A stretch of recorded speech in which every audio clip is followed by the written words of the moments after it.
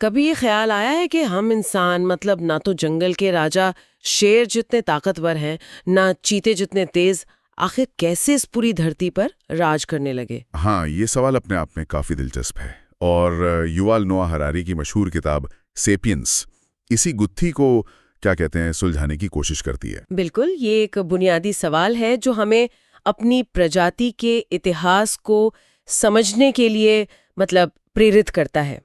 हाँ, और आज हम युवाल नोआ हरारी की इसी प्रभावशाली किताब सेपियंस, मानव जाति का संक्षिप्त इतिहास के जो मुख्य विचार हमें मिले हैं सारांश से, उन पर जरा गहराई से बात करेंगे। हाँ, और आज की हमारी इस चर्चा का मकसद यही है कि मानव इतिहास के उन अहम मोड़ों को समझा जाए, उन पड़ावों को टटोला जाए जिन्होंने हमें वो बनाया जो हम आज हैं। कैसे छोटे छोटे शिकारी संग्राहक समूहों से शुरुआत करके हम आज इस ग्लोबल समाज तक पहुंचे। तो इस सफर को समझने के लिए हम स्रोत में बताए गए 4 मुख्य पड़ावों पर ध्यान केंद्रित करेंगे। ये हैं संज्ञानात्मक क्रांति, फिर कृषि क्रांति, उसके बाद मानव जाति का एकीकरण और अंत में वैज्ञानिक क्रांति। ये 4 मील के पत्थर हमें मानव विकास की कहानी बताते हैं एक तरह से। चलिए तो फिर शुरू करते हैं पहले और शायद सबसे रहस्यमयी पड़ाव से, संज्ञानात्मक क्रांति। ये हुई थी लगभग 70,000 साल पहले। जैसा कि सारांश इशारा करता है, इस क्रांति से पहले होमो सेपियंस मतलब दिला क्या बदलाव आया सोचने के तरीके में, संवाद करने के तरीके में।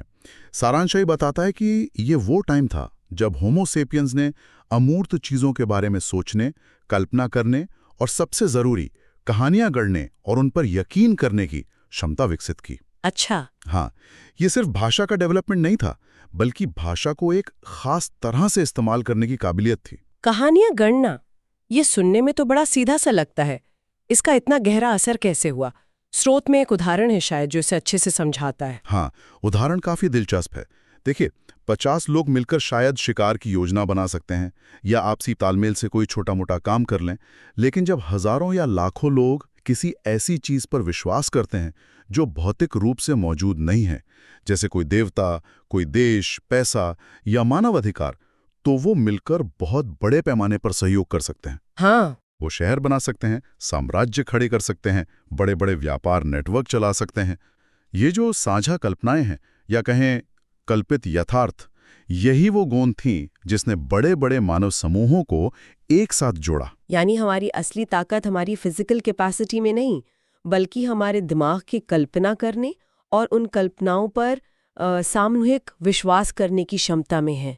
ये तो वाकई सोचने वाली बात है। बिल्कुल। मतलब मिथक, धर्म, विचारधाराएं, ये सब सिर्फ बातें नहीं, बल्कि मानव सहयोग के शक्तिशाली औजार हैं। बिल्कुल, यही अनोखी क्षमता थी। दूसरी प्रजातियां अपने आसपास की वास्तविक दुनिया के बारे में बात कर सकती हैं। देखो, वहां शेर है या नदी उस तरफ है, लेकिन इंसान ही एकमात्र ऐसी प्रजाति है जो उन चीजों के बारे में बात कर सकती है जो सिर्फ उसकी कल्पना में मौजूद हैं। और इसी क्षमता ने हमें धीरे धीरे बाकी सब पर बढ़त दिला दी। इसी की बदौलत हम जटिल सामाजिक संरचनाएं बना पाए, भविष्य के लिए योजनाएं बना पाए और ज्ञान को एक पीढ़ी से दूसरी पीढ़ी तक पहुंचा पाए, वो भी बहुत बड़े पैमाने पर। तो ये संज्ञानात्मक क्रांति थी जिसने हमें जानवर से कुछ और बनने की दिशा में पहला कदम बढ़ाया। कमाल है। अब इसके काफी समय बाद, लगभग 10,000 साल पहले, एक और बड़ा बदलाव आया, कृषि क्रांति। हाँ, एग्रीकल्चरल रेवोल्यूशन। इंसान ने शिकार छोड़कर खेती करना और एक जगह बसना शुरू कर दिया। ऊपर से देखने पर तो ये मानव सभ्यता के लिए एक बहुत बड़ी छलांग लगती है ना? भोजन की निश्चितता, सुरक्षा। हाँ, आमतौर पर हम इसे प्रगति के एक जरूरी कदम की तरह देखते हैं। स्कूल की किताबों में भी यही पढ़ाया जाता है। लेकिन हरारी का नजरिया, जैसा सारांश में बताया गया है, काफी अलग है और कुछ हद तक चौंकाने वाला भी। वो इसे मानव इतिहास का सबसे बड़ा धोखा या जाल कहते हैं। जाल? धोखा? ये थोड़ा अजीब लगता है। खेती से तो हमें खाना मिला, आबादी बढ़ी, फिर ये जाल कैसे हुआ? यहाँ विरोधाभास को समझना जरूरी है। हरारी तर्क देते हैं कि कृषि ने मानव जाति की सामूहिक शक्ति तो बढ़ाई, ज्यादा लोग, ज्यादा भोजन, भले ही कम वैरायटी वाला, जिससे गांव, शहर और सभ्यताएं बनी, लेकिन व्यक्तिगत स्तर पर एक औसत किसान की जिंदगी शायद एक औसत शिकारी संग्राहक से ज्यादा कठिन, कम स्वस्थ और कम संतुष्ट थी। अच्छा, कैसे? सारांश इस बारे में क्या कहता है? सारांश बताता है कि शिकारी संग्राहक दिन में कुछ ही घंटे शिकार या भोजन इकट्ठा करने में लगाते थे। बाकी समय आराम, खेलकूद या सामाजिक मेलजोल में बीतता था। उनका खाना भी ज्यादा विविध और पौष्टिक होता था। वहीं किसानों को सुबह शाम तक खेतों में हाड़ तोड़ मेहनत करनी पड़ती थी। जुताई, बुआई, सिंचाई, कटाई। उनका भोजन मुख्य रूप से कुछ ही अनाजों जैसे गेहूं, चावल, मक्का पर निर्भर हो गया, जिससे पोषण संबंधी कमियां आईं। और एक जगह बसने और घनी आबादी में रहने से बीमारियां ज्यादा तेजी से फैलीं और समाज में पहली बार बड़े पैमाने पर वर्ग भेद, जमीन का मालिकाना हक और अमीरी गरीबी जैसी असमानताएं पैदा हुईं। तो मतलब हमने ज्यादा भोजन उगाने के चक्कर में अपनी जिंदगी की गुणवत्ता से समझौता कर लिया। ये तो वाकई एक जाल जैसा लगता है। पर क्या हम इससे बाहर निकल सकते थे तब? यही तो मुश्किल थी। एक बार खेती शुरू हो गई, आबादी बढ़ गई, तो वापस शिकारी संग्राहक जीवन में लौटना लगभग नामुमकिन हो गया। अब ज्यादा लोगों का पेट भरने के लिए ज्यादा अनाज उगाना जरूरी था, जिसके लिए और ज्यादा मेहनत करनी पड़ती थी। ये एक ऐसा चक्र बन गया जिससे निकलना मुश्किल था। तो हरारी हमें ये सोचने पर मजबूर करते हैं कि जिससे हम प्रगति कहते हैं, क्या वो हमेशा हर किसी के लिए बेहतर होती है, या फिर कुछ फायदे कुछ नुकसानों की कीमत पर आते हैं? इस सवाल तो आज भी उतना ही रेलेवेंट है। खैर, खेती ने हमें एक जगह बसा दिया, आबादी बढ़ी, गांव शहर बने, अब लाखों लोग एक साथ रह रहे थे। ऐसे में इन विशाल मानव समूहों को चलाना, उनमें व्यवस्था बनाए रखना एक नई चुनौती बन गए होगी। यहीं पर मानव जाति के एकीकरण की शक्तियों का जिक्र आता है ना? हाँ, बिल्कुल। जैसे जैसे समाज बड़े और जटिल होते गए, उन्हें एक साथ जोड़े रखने के लिए कुछ शक्तिशाली विचारों और व्यवस्थाओं की जरूरत पड़ी। सारांश 3 मुख्य एकीकरण शक्तियों की पहचान करता है, जिन्होंने अलग अलग संस्कृतियों और भूगोलों में बटे इंसानों को धीरे धीरे एक वैश्विक समुदाय की ओर धकेला। ये 3 हैं: पैसा, साम्राज्य और धर्म। पैसा, साम्राज्य और धर्म, ये तीनों सुनने में बहुत अलग लगते हैं। इन्होंने एकीकरण कैसे किया? चलिए पहले पैसे की बात करते हैं, बड़ा इंटरेस्टिंग है ये। पैसा शायद सबसे सफल एकीकरण शक्ति है। जरा सोचिए, आप किसी अजनबी से मिलते हैं, उसकी भाषा नहीं जानते, उसके भगवान को नहीं मानते, लेकिन अगर उसके पास मान्य मुद्रा है, करेंसी है, तो आप उसके साथ व्यापार करने को तैयार हो जाते हैं। हाँ, ये तो है। पैसा विश्वास का एक यूनिवर्सल माध्यम बन गया। ये खुद में मूल्यवान नहीं है, ये सिर्फ एक कल्पित यथार्थ है जिस पर हम सब सहमत हो गए हैं। इसने व्यापार को सीमाओं के पार फैलाया और अजनबियों के बीच आर्थिक सहयोग संभव बनाया। और साम्राज्य, उनका क्या योगदान रहा इस एकीकरण में? साम्राज्यों ने विशाल भूभागों और विविध आबादी वाले लाखों लोगों को एक राजनीतिक और कानूनी ढांचे के तहत एकजुट किया। आप देखिए, रोमन साम्राज्य, मौर्य साम्राज्य, ब्रिटिश साम्राज्य, इन सब ने अलग अलग जातीय समूहों, भाषाओं और स्थानीय परंपराओं वाले लोगों पर एक समान शासन लागू किया, समान कानून बनाए और अक्सर एक साझा संस्कृति या भाषा को बढ़ावा दिया। बेशक ये प्रक्रिया अक्सर हिंसा और दमन के साथ हुई, ये भी सच है, लेकिन इसने दुनिया के बड़े हिस्सों को राजनीतिक रूप से एकीकृत भी किया। और तीसरा है धर्म। धर्म ने लोगों को कैसे जोड़ा? धर्म ने लोगों को साझा विश्वासों, मूल्यों, कर्मकांडों और नैतिक संहिताओं के आधार पर जोड़ा। बौद्ध धर्म, ईसाई धर्म, इस्लाम जैसे वैश्विक धर्मों ने राष्ट्रीय या जातीय सीमाओं से परे जाकर करोड़ों लोगों को एक आध्यात्मिक और नैतिक समुदाय का हिस्सा बनाया। इन्होंने जीवन के बड़े सवालों के जवाब दिए, सामाजिक व्यवहार के नियम तय किए और लोगों को एक साझा पहचान और उद्देश्य का एहसास कराया। तो ये तीनों ताकतें, पैसा, साम्राज्य और धर्म, असल में उसी कॉग्निटिव रेवोल्यूशन की उपज है। मतलब ये सब कहानियां हैं, साझा विश्वास हैं, जिन पर अरबों लोग यकीन करते हैं। हाँ, बिल्कुल। और इसी यकीन की वजह से ये दुनिया को चलाते हैं। ये सोचना ही कितना अजीब है कि हमारी पूरी मॉडर्न दुनिया, अर्थव्यवस्था, राजनीति, समाज, ये सब उन चीजों पर आधारित है जिन्हें हमने सामूहिक रूप से सच मान लिया है।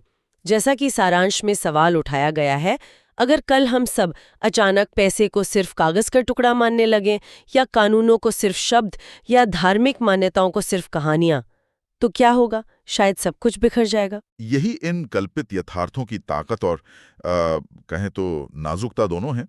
ये अभूतपूर्व सहयोग संभव बनाते हैं, लेकिन टिके भी हमारे सामूहिक विश्वास पर ही हैं। और ये एकीकरण की प्रक्रिया आज भी जारी है, शायद अब वैश्वीकरण के रूप में।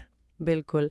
और अब हम आते हैं चौथे और शायद सबसे नाटकीय बदलाव वाले पड़ाव पर, वैज्ञानिक क्रांति। ये करीब 500 साल पहले यूरोप में शुरू हुई। इसने दुनिया को इतनी तेजी से बदला जितनी शायद पहले कभी नहीं बदली थी। इस क्रांति के मूल में क्या था? इस क्रांति के मूल में एक बहुत ही क्रांतिकारी विचार था। ये स्वीकार करना कि हम नहीं जानते, यानी अपनी अज्ञानता को स्वीकार करना। इससे पहले ज्यादातर संस्कृतियां और धर्म मानते थे कि दुनिया के बारे में जो कुछ भी जानना जरूरी है वो उनके ग्रंथों या परंपराओं में पहले से मौजूद है। सवाल पूछने या नई खोज करने को ज्यादा प्रोत्साहन नहीं था। लेकिन वैज्ञानिक क्रांति ने कहा कि हमें सब कुछ नहीं पता और जो पता है उसे भी चैलेंज किया जा सकता है। ये तो सोच में एक बहुत बड़ा शिफ्ट था। हाँ, और इसी अज्ञानता की खोज ने ज्ञान के विस्फोट को जन्म दिया। वैज्ञानिकों ने अवलोकन करना, प्रयोग करना, गणितीय मॉडल बनाना शुरू किया। उन्होंने ब्रह्मांड के नियमों को समझने की कोशिश की, प्रकृति की शक्तियों पर नियंत्रण पाने की कोशिश की। इसी नींव पर आधुनिक विज्ञान और प्रौद्योगिकी का विकास हुआ। इसके बाद औद्योगिक क्रांति आई, जिसने उत्पादन के तरीके बदल दिए। पूंजीवाद पनपा, जिसने आर्थिक विकास को नई गति दी। यूरोपीय साम्राज्यवाद फैला, जिसने विज्ञान और तकनीक की मदद से दुनिया के बड़े हिस्से पर कब्जा कर लिया। और आज हम इसके परिणाम देख रहे हैं। गगनचुंबी इमारतें, हवाई जहाज, इंटरनेट, स्मार्टफोन, दवाइयाँ जिन्होंने उम्र बढ़ा दी, परमाणु बम, जेनेटिक इंजीनियरिंग और अब आर्टिफिशियल इंटेलिजेंस। प्रगति तो अभूतपूर्व लगती है। लेकिन यहाँ भी हरारी वही सवाल उठाते हैं जो उन्होंने कृषि क्रांति के संदर्भ में उठाया था, है ना? हाँ, वही मौलिक सवाल। क्या ये सारी प्रगति हमें वाकई ज्यादा खुश बना रही है? हमने प्रकृति पर अभूतपूर्व नियंत्रण हासिल कर लिया है, बीमारियां मिटा दी हैं, जीवन आरामदायक बना लिया है, कम से कम दुनिया के एक हिस्से के लिए तो। लेकिन क्या हम 500 साल पहले के अपने पूर्वजों से ज्यादा संतुष्ट हैं, या 50,000 साल पहले के शिकारी संग्राहक पूर्वजों से? सारांश इस पर क्या कहता है? क्या खुशी बढ़ी है? सारांश बताता है कि इसका जवाब सीधा नहीं है। देखिए, खुशी को मापना बहुत मुश्किल है। कृषि क्रांति हमें ज्यादा भोजन लाई, पर शायद ज्यादा मेहनत और चिंता भी लाई। सही। औद्योगिक क्रांति ने भौतिक संपदा बढ़ाई, लेकिन साथ ही प्रदूषण, सामाजिक अलगाव और शायद जीवन की भागदौड़ भी बढ़ाई है। वैज्ञानिक क्रांति ने हमें अपार शक्ति दी है, लेकिन साथ ही परमाणु युद्ध या जलवायु परिवर्तन जैसे अस्तित्व के संकट भी खड़े कर दिए हैं। हरारी का इशारा इस ओर है कि शक्ति और खुशी के बीच कोई सीधा संबंध नहीं है। और अब तो हम सिर्फ बाहरी दुनिया को नहीं, बल्कि खुद इंसान को बदलने की कगार पे खड़े हैं। जेनेटिक इंजीनियरिंग से बेहतर इंसान बनाना, या एआई के जरिए चेतना को समझना या शायद उसकी नकल करना, ये तो और भी गहरे सवाल खड़े करता है। बिल्कुल। वैज्ञानिक क्रांति अब हमें न सिर्फ दुनिया को बल्कि खुद को फिर से डिजाइन करने की क्षमता दे रही है। हम शायद अमरता की ओर बढ़ रहे हैं, या शायद ऐसी असमानता की ओर जहां कुछ सुपर ह्यूमन होंगे और बाकी पीछे छूट जाएंगे। क्या हम इस शक्ति का इस्तेमाल करने के लिए तैयार हैं? क्या हम जानते हैं कि हम क्या बनना चाहते हैं? सही कहा। ये वो सवाल हैं जिनका जवाब भविष्य तय करेगा, लेकिन जिनकी नींव आज रखी जा रही है। तो अगर हम पूरी कहानी को समेटें, इस मानव इतिहास की यात्रा को देखें, जैसा कि सेपियंस के सारांश में दर्शाया गया है, तो मुख्य बात क्या निकलती है?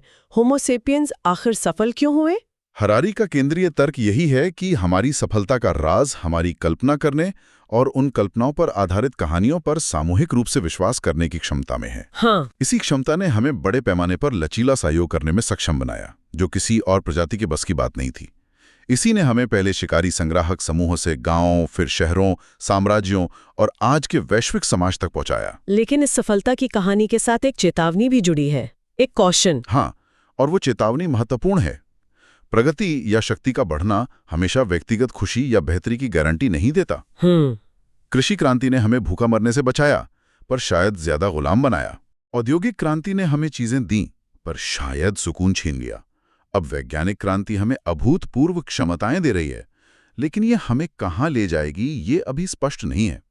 इतिहास हमें सिखाता है कि हर क्रांति के अनपेक्षित परिणाम होते हैं, और हमें अपनी नई शक्तियों का इस्तेमाल बहुत सोच समझकर करना होगा। और यहीं पर हरारी हमें और सुनने वालों को एक बहुत बड़े, लगभग बेचैन कर देने वाले सवाल के साथ छोड़ देते हैं। हाँ, वो भविष्य का सवाल है। इस आधार शक्ति के साथ इंसान अब क्या बनेगा?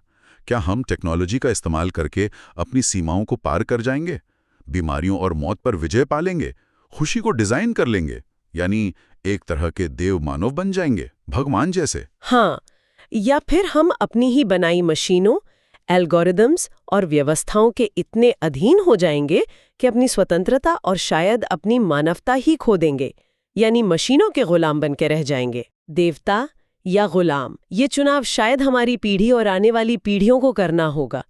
ये वाकई एक गहरा विचार है जिस पर सोचने की जरूरत है। इस चर्चा ने निश्चित रूप से मानव जाति के सफर को समझने का एक नया नजरिया दिया है।